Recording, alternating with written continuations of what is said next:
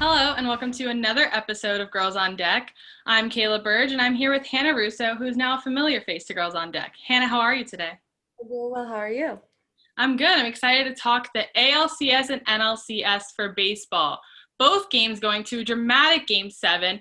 And let's start off with the Astros versus the Rays. Hannah, what are your thoughts on that? I honestly was surprised that it went longer. I personally don't think the Astros showed out in the best of their abilities this postseason. I think the Rays really went out there and surprised us all with what they can do, and they did great with their pitching and in their outfield and on offense. So it was a great series to watch, and I'm excited to see how they do in the World Series. Exactly. I'm super excited. I mean, the Rays kind of took an early lead with the games being 3-0. And, a lot of Astros fans are like, well, they're going to be the 2004 Red Sox who came back from a 3-0 deficit against the Yankees. And they won, the Astros won games 4, 5, and 6. So obviously leading to a Game 7. And I think in the end, it was just the Rays outplayed the Astros. And I think they had a hiccup somewhere between 4, 5, and 6, but I really think they kind of got their stuff together and really pulled it out to win Game 7. They did, and they played Charlie Morton for pitcher for a few games, I believe 2 or 3, and he went out and he pitched 6 scoreless innings specifically during Game 7, and he's the only pitcher in the MLB to have 4 winner-take-all wins, so that was really impressive for him, and it's great for them riding into the World Series now. Exactly. Yeah, he's someone that's going to be a definite asset going against the Dodgers. He let the Astros through 5 scoreless innings before being swapped out.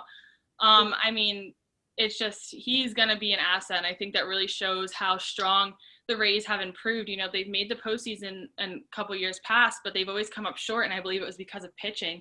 But I really think they've got it together this year, and I think they're going to make the Dodgers sweat a little bit. It is, and especially because the Rays specifically have had 2 days off, and the Dodgers only have 1 day off before tomorrow's Game 1.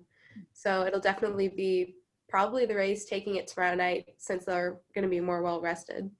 Yeah, that's a possibility, so we'll have to see about that. And I think another strong player that's been killing it for the Rays is Randy Arozarena. He's a left fielder, rookie. He broke the record, most home runs by a rookie in a single postseason, beating out another Ray, Evan Longoria from 2008.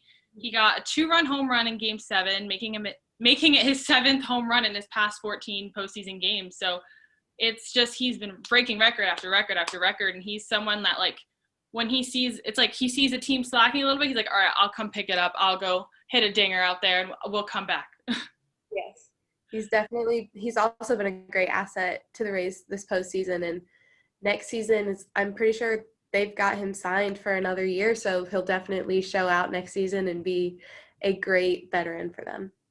Absolutely. I think he's going to be someone that the Rays are going to rely on for a couple years. I don't see him leaving anytime soon. And, I hope for Rays fans that he doesn't, because I think that's someone that could potentially become the face of a Rays, where they haven't really had that. They haven't really had like a star face, like that's the guy. And I think that he could become that. Yeah, they had Evan Longoria for a little bit, and then Kevin Kiermaier kind of took over as their face, but Randy's really showing out there, and he's definitely going to make a name for himself as a Ray. Absolutely, absolutely. And then later in that Game 7, Mike Zunino got a solo home run in the 2nd inning, and it just really, again, the team dynamic just worked and made them eventually win Game 7, and I was super happy. I got a little nervous there when the Astros kind of got those 2 runs in, but they did it. They came out stronger. It was a close game, but it was definitely very exciting. Mm-hmm. And now the next game that everyone's excited about from Sunday is the Dodgers versus the Braves. Dodgers won the game 4-3. When I say this is probably one of the most exciting baseball games I've ever watched, I was on my feet the entire time. It was a back and forth. Braves got an early lead, and then the Dodgers came back. It was tied, and then Cody Bellinger, my favorite, thank God, helped the Dodgers win the game with a solo home run. And I mean, the guy, that was just phenomenal to watch. I mean, the bat flip, he just knew, like, the second he hit the ball, he knew that was it. It was such a cocky bat flip, and I was like, well, he could have not made it, so he got to be careful. But no, it was absolutely amazing. And he actually hurt his shoulder celebrating. He went to go like that to someone, and he's like, I popped it out. So, but no, he definitely saved the game for the Dodgers. Yes.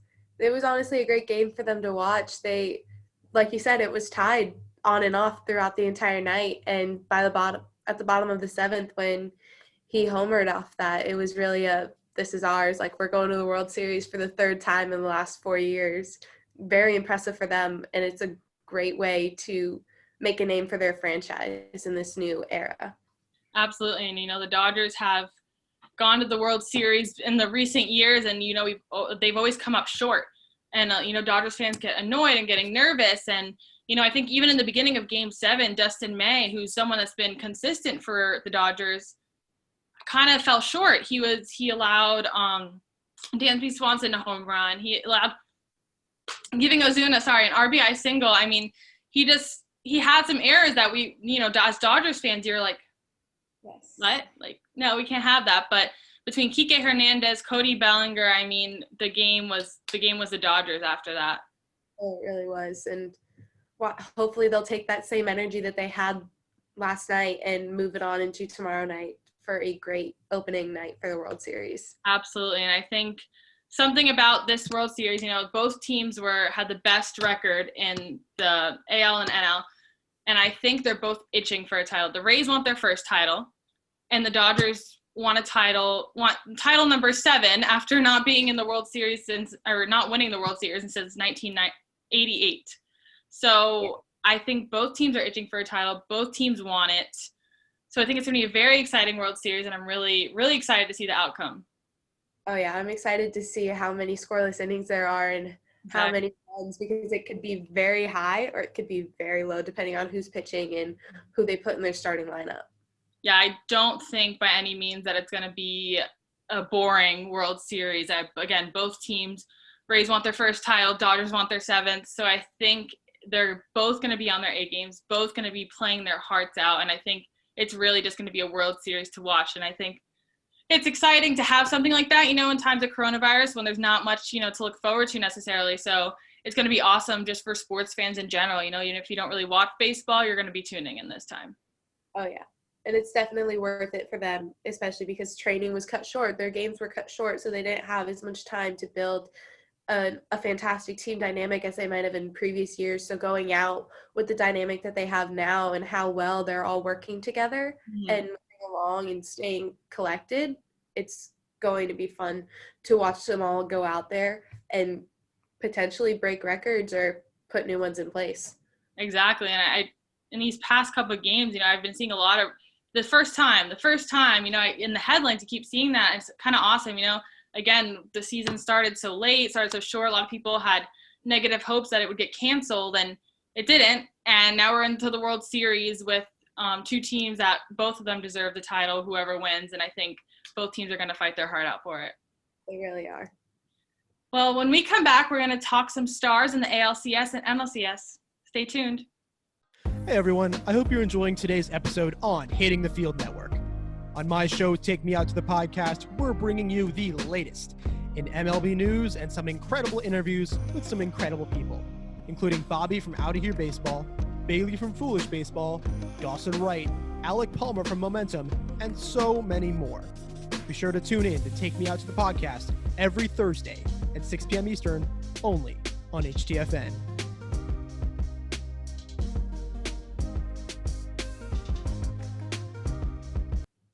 And we're back for our second segment where we will be talking the stars of the NLCS and ALCS. Hannah, who do you want to start talking about?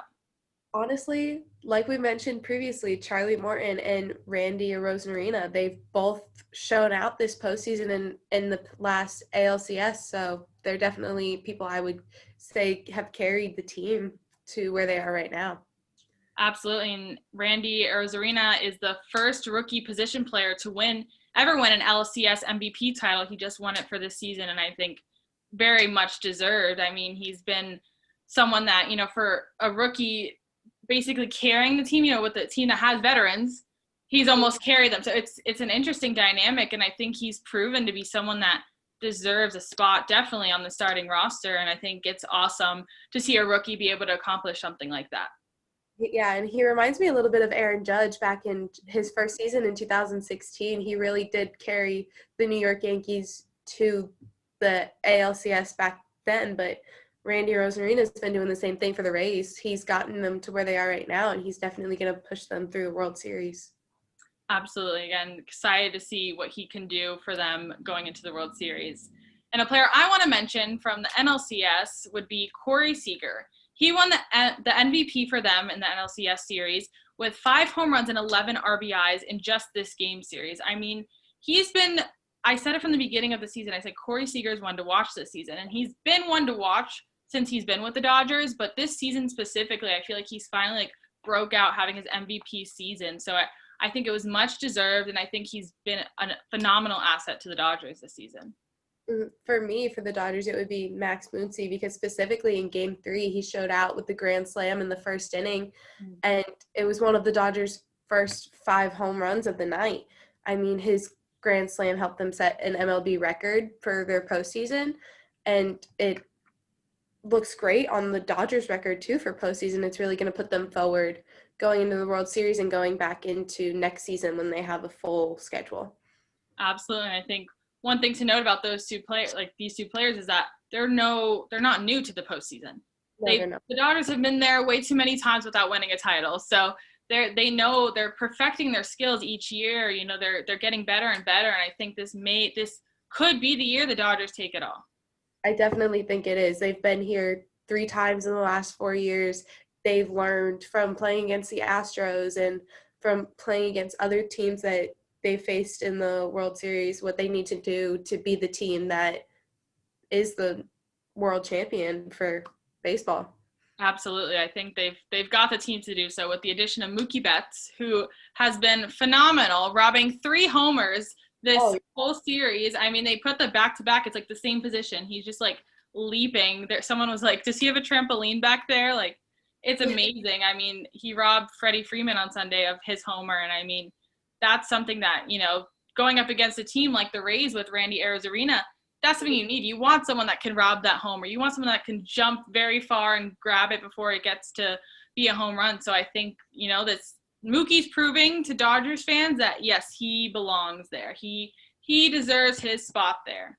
Especially because this was his first year with the Dodgers. I mean, he was just traded from, I want to say the Phillies. Correct me if I'm wrong. The Red Sox. Red Sox, okay. Same Around the same area. Yeah. Well, he was just traded from the Red Sox, and he's definitely showed them that this is where he belongs and that he's going to make a name for himself as a Dodger. I know that he signed a 13-year contract, so he'll be there to show them what he can really do. Absolutely. He's someone I think that will stick around for the Dodgers for a little while. And, you know, even in Boston, he was a phenomenal player. It was just the team around him couldn't give him what he needed. So that's why essentially he made the move to the Dodgers. So I think, you know, that he's finally in the place where he needs to be if he wants to win a title. And I think, you know, he's someone that is not familiar with the postseason recently. So he is someone that's going to be eager to give it his all in the World Series. And I think it's going to be exciting to watch for sure. It is, especially like you said, going up against Arozarena. Those two are going to be interesting to see how that goes with him jumping to get those home runs or whatever he puts out into the right field. Absolutely. And going into the losing teams, you know, they lost to the Braves and the Astros, but that does not mean they did not give it their all. I have to talk about Marcelo Zuna from the Braves. He became a designated hitter this season. You know, it's something that's new to the National League just in this season. They don't know if it'll come back next year, but I think it's exciting. I liked seeing him as a designated hitter because he's someone that when he was on the Cardinals, I was like, he's a power hitter, and I think the Braves needed that, and it clearly worked. You know, they made it farther than they had in previous seasons, and I mean, he's just been a phenomenal asset. He's had 11 RBIs in the postseason. He leads the National League in homers with 18 and in RBIs with 56. So I think, you know, he's up for grabs after this season, and I think, you know, we'll talk about that later, but I think that the Braves, this is something that they're going to remember. You know, they're going to remember everything that he did for them in this postseason and how they need that. They need that going into next season to stay consistent, you know. So what do you think about that? I honestly did not have my eyes on him watching the postseason at all. what you said, though, that's really impressive. And to see him being up for grabs in this next upcoming season will definitely be interesting to see who takes him or whether or not the Braves decide to sign him again for another season, considering that he's really shown what he can do and that he has the energy and that he has the potential to keep going and make a name for himself.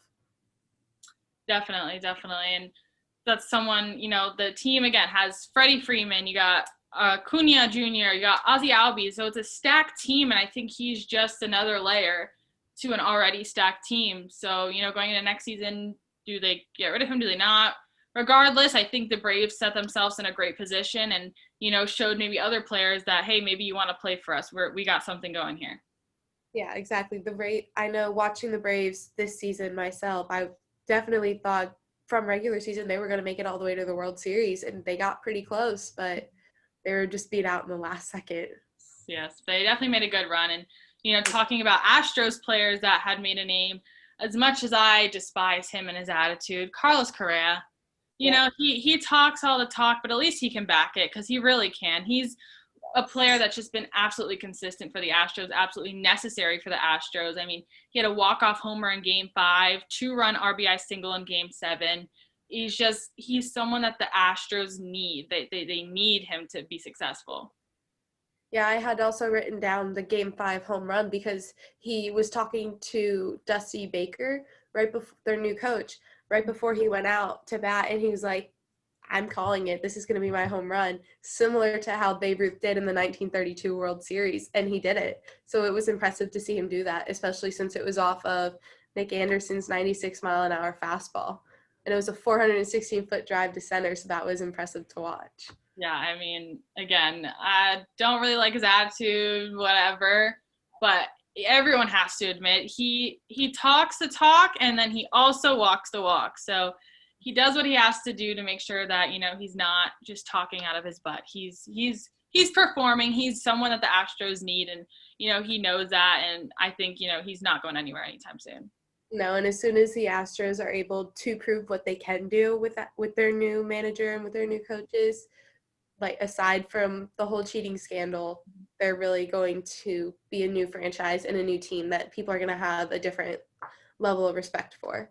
Absolutely. Again, they're trying to grow and trying to get off, the cheating scandal that was, they kind of, coronavirus in a sense saved them from a longer season of misery with that, when spring training had originally started back in March for a couple weeks, they're already getting a lot of hate for that and everything. So, being that there's bigger issues, obviously, they kind of got a break from that, but I think they're really working hard to try and go away from that image and show that, no, like we can do it without all that too. There's more to them than what's happened in the past. Absolutely, yes. All right, well, when we come back, we're going to talk our World Series predictions. Stay tuned.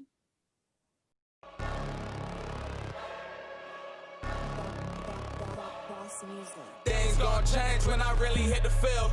Undefeated chance, man, you know what's the deal. Tryna find a kid, I'm in the field doing drills. Boy, you just a sucker, you ain't never keep it real. 3 rings in my hand, I'm a warrior to the max. When I hang it up, they gon' have to give me plaques. Step up in the building and I only bring the facts. When I make a highlight, they gon' replay, run it back, okay? Always locked in, I don't got time to lax. Saying he the best, he could take a lap. Batted 1,000 when you check the stats. Boy, is you ready? You ain't gotta ask.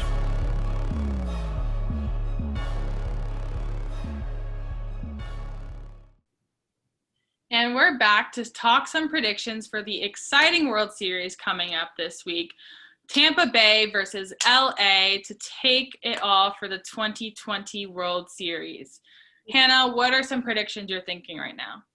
I'm leaning towards the Dodgers. I mean, I could see either team taking it because they both want that. They both have the energy and the determination to go for it. The Dodgers have been there 3 times in the last 4 years, so they really want to make that name for themselves and get the ring that they rightfully deserve. But the Rays also want to make it their first title win. So it'll be interesting to see who comes out with everything. Exactly. I think for both teams, they need all hands on deck. No one can be slacking, because they're both very, very strong teams. Both have the best records in their leagues, and they're coming together now. So it's going to be a very exciting game because they're both they all need to be on their A game, and they know that. I think Dodgers fans need to be nervous about the Rays, and the Rays need to be nervous about the Dodgers. It's really anyone's game. There's no – obviously I think the Dodgers are going to win just because I think it's their time. But I would not be surprised if the Rays take it all in the end. Yeah, one thing I am worried about, though, for both teams is they have used at least 5 pitchers in almost every game in the last league championship series and leading up until now. So they need to keep their starters healthy, and they need to keep their second string bullpen healthy, because if they don't have that, that's almost an immediate here's the game to their opponent. Exactly. That's something, again, the Dodgers need to be aware of that, because the Rays have a strong bullpen. You got Charlie Morton, Tyler Glass now, Blake Snell, Josh Fleming. I mean, they're just stacked, and they're eager, and they're strong, they're healthy, and the Dodgers can do it too. We've got Urias and Kershaw and May, and we have the pitchers. It's, can they be consistent? Again, we saw May choke the other night. We saw Kershaw choke. So that can't happen in this series. Again, the Rays have been pretty consistent, choked a few times, games 4, 5, and 6 of the ALCS with Astros, but it's gonna be, they need to be on their A games. They can't have bad pitching days. You gotta be on your A game. They really do. And watching the Dodgers, though, the reason I think that they're going to win is because they have Mookie Betts. He's a beast in the batter's box and in the outfield. He demonstrated last night with, like you mentioned, Freddie Freeman's homer. He just jumped up and grabbed it. It was they're relying on him in the outfield. So when he shows out for the next 7 games or the next 5 games, however many it takes for them to claim their title, he's definitely going to be someone the Rays are going to have to watch and be considerate of when wherever they're looking at for placing the ball. Absolutely. And I think in a sense of offense, I think the Dodgers have it stronger, with Corey Seeger, Cody Bellinger, Will Smith, Chris Taylor, Justin Turner, Max Muncy. I mean, they have a very long list of veteran World Series hitters where, the Rays, again, they have Randy Arozarena, who's been their best. They have Austin Meadows, and those players are great. They could honestly do it all to win it all, but I think going up against players like Cody Bellinger, Corey Seager, they're going to be nervous. They got to be nervous a little bit. They got to be, again, it's all go back to be on your A game, because this is going to be an intense and difficult World Series to win for both teams. Yeah, and it's going to be fun to see how it turns out. Like, the energy's there, but so are the nerves. You're facing the number 1 seed for each division and the number 1 team overall almost. So they have to be worried about who's pitching and who's batting and who's out there for defense. Exactly. And like you said earlier, I mean, it's keeping these players healthy. You don't want a pitcher throwing his shoulder out because he's overplayed too much, he's overworked out too much. You want every one of your star players you need there, you want there, because this is a time to show, this is a time to prove, if you have something to prove to the Rays or the Dodgers as a player, this is your time to do so, because this is going to be, if you can do it now, you're going to be remembered, like Kirk Gibson and then in 1988 World Series, the last one the Dodgers won. I mean, that's it. He made his name there. So I think that's something that players are going to be itching to do. And it's going to be, again, just very exciting to watch. Yep, this is a make or break for both teams. Mm-hmm. Absolutely, absolutely. Well, when we come back with our final segment, we'll talk some future of baseball. Stay tuned. I have a very special guest, Mr. Mike Golick Jr. Let me tell you, this is one of the nicest guys I have met so far in this industry. So thank you so much for coming and talking with me. I really appreciate it. Hey, listen, smart move. I am not immune to flattery, so buttering me up on the way in is the absolute right way to do this. You're learning already. That was the goal. I had it in my notes.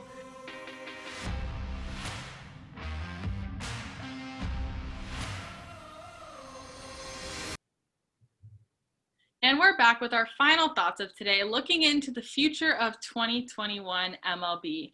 There's a lot of free agents. A lot of teams need some switching around. So, Hannah, I want to know what your first bold prediction going into 2021 is. I'm keeping an eye on the Miami Marlins. I'd never expected them to make it this far, and they've really shown what they can do with a young pitching staff and a young team overall. So going into next season, there's someone I want to see progress and get better at, especially with their stats, because I was looking and compared to other teams in the National League, like the Braves, they're very low and they're nowhere near. There's a huge margin and a huge gap. So I want to see them improve and come out and potentially make it to the World Series.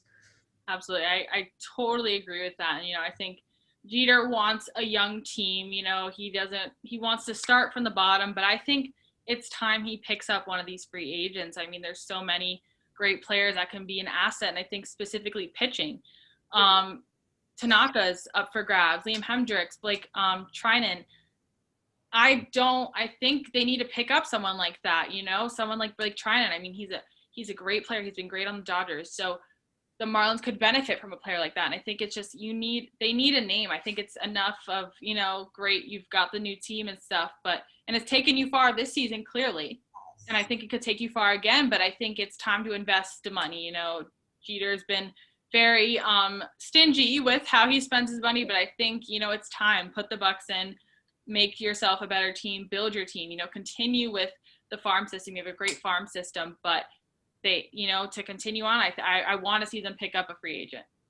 Yeah, you mentioned Tanaka was up for grabs, and for Jeter, that would be fun to work with the former teammates, because it would be easy in communicating what he wants, because they're from the same route, being in New York. So they'll have the same mindset, or at least very similar. So for them, it would be having a veteran pitcher, but also having someone who understands where you want to take the team and where you come from, that's why you're thinking that way. Exactly. And I think for the Yankees this season, this has not been his best season by any means, but that doesn't negate the type of player he is. And I think, the Marlins, again, team dynamic, teams change, you have a bad season, maybe it's time for the next team, and then you go and kill it. So like Christian Yelich, when he left the Marlins, then he broke out and all of a sudden is one of the best players in the MLB. So I think that's something, Tanaka, like, Jeter needs to consider that, like, let me pick up a player, a free agent that maybe, they hadn't had the best season, but, they're still a great player. They still have potential. I can work with that. Yeah, and the Marlins are known for building the roots of great players and helping dust them off from coming into the minors or straight from the draft. But then they give them away right away. Like Giancarlo Stanton, they gave him right away to the Yankees after his rookie season.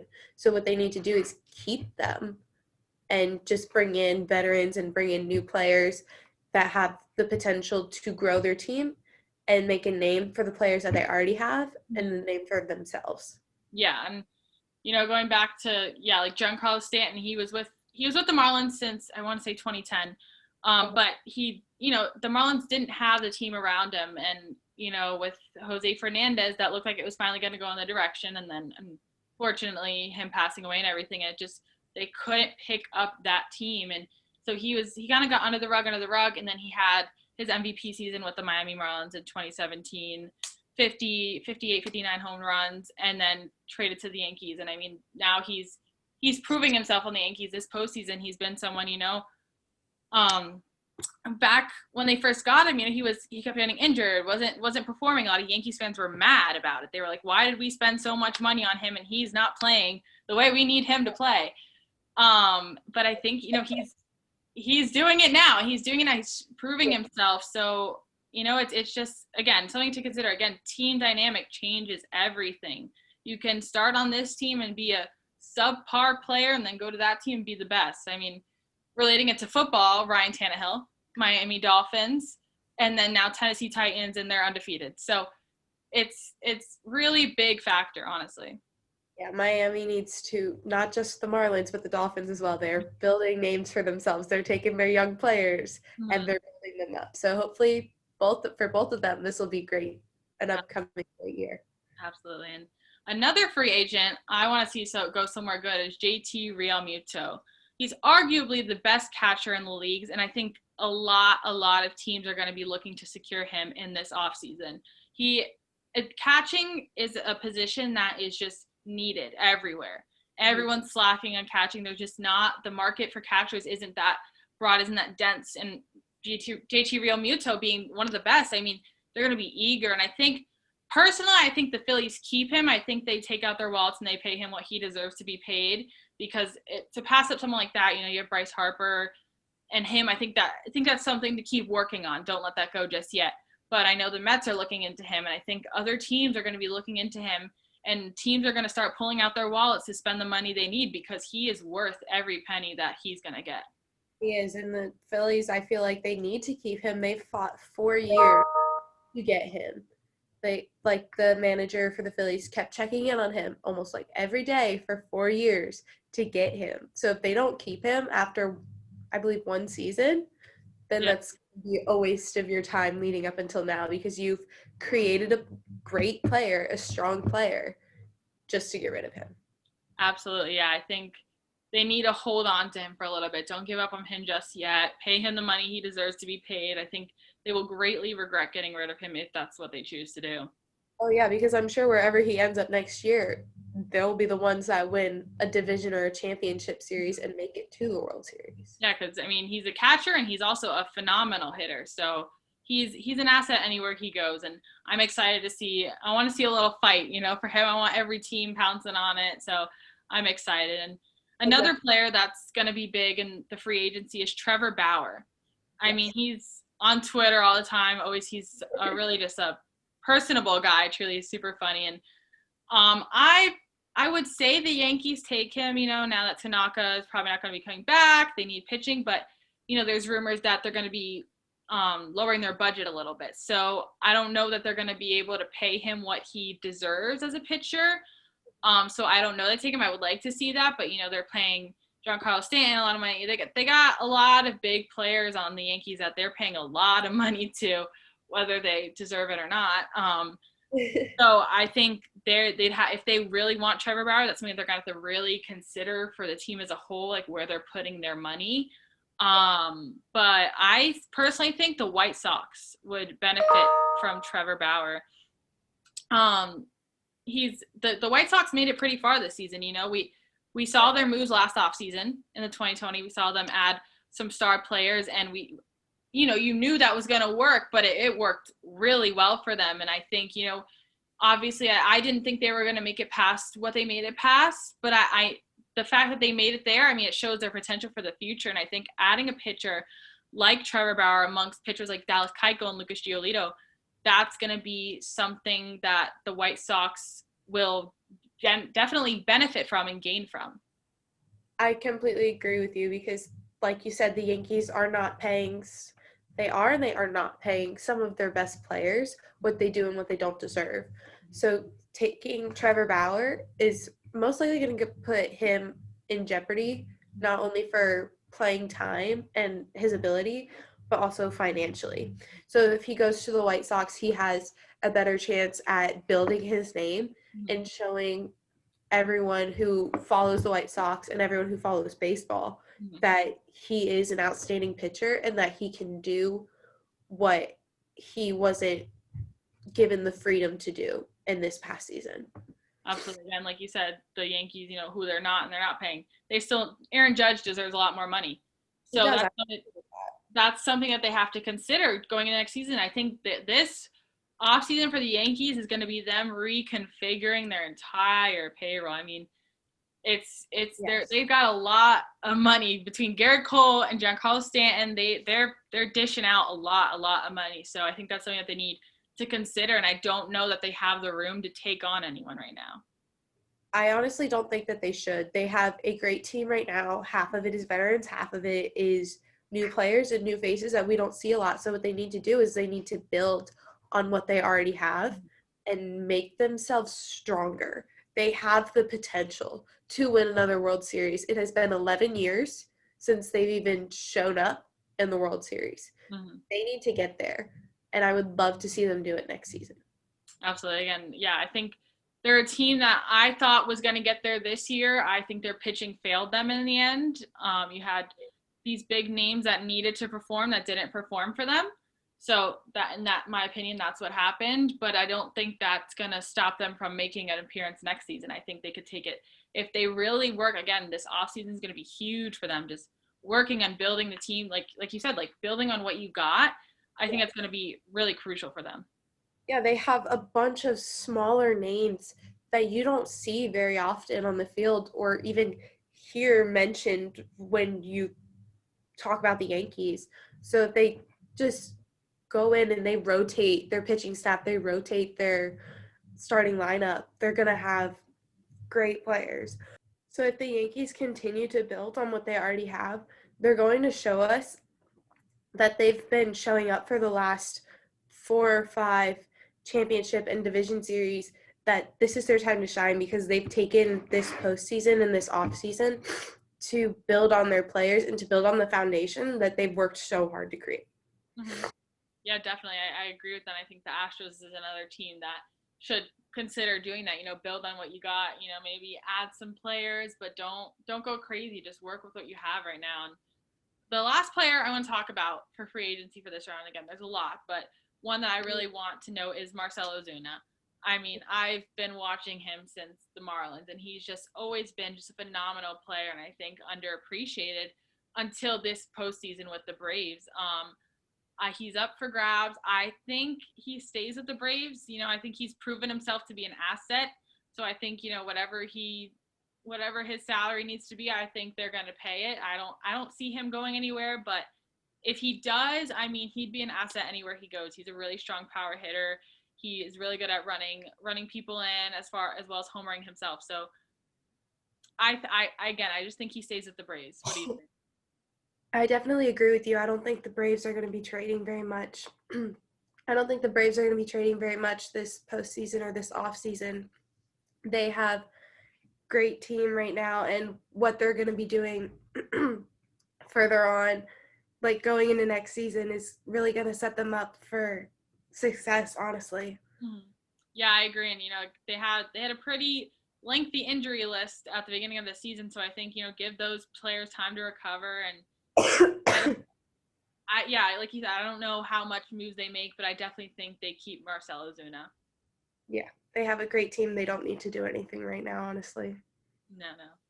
Well, this is it for today. We hope the World Series is going to be exciting. I will be watching, Hannah will be watching, and I'm sure a lot of sports fans in general. I think this might be a year where a lot of people are tuning into the World Series. It's going to be super exciting. Both teams are eager. Both teams want it. And we'll catch you next week. But thank you for joining us.